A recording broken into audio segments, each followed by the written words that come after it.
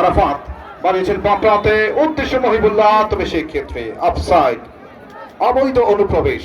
Indirect free কিকে যাত্রা আমরা একবার একরাম স্মৃতি ফুটবল একাডেমির অনুকূলে এই মুহূর্তে যারা আজকের এই শহীদ বরকত স্টেডিয়ামের গ্যালারিতে এসেছেন তাদেরকে ধারতে স্কোর লাইনটা একবার বলছি।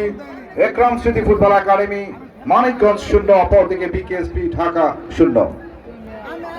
দেখুন আজকে মাঠের চতুর্দিকে ছড়িয়ে ছিটিয়ে রয়েছে অসংখ্য পথ পথ করে উঠছে পতাকাগুলো, সেই পতাকাগুলো জানান দিচ্ছে। আরেকবার বিকেএসপি ঢাকা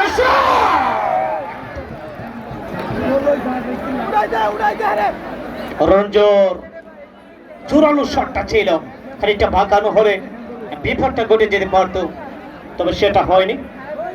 নিঃসন্দেহে কামব্যাক করার একটা ম্যাচ এবং শুরুর দিকে যে এগিয়ে যাওয়ার একটা প্রত্যয় ব্যক্ত নিয়েছে একরাম স্মৃতি ফুটবল একাদশ মানিকগঞ্জ। সেটা কিন্তু লক্ষ্য করছি লুৎফর ভাই। দেখুন আরো একটা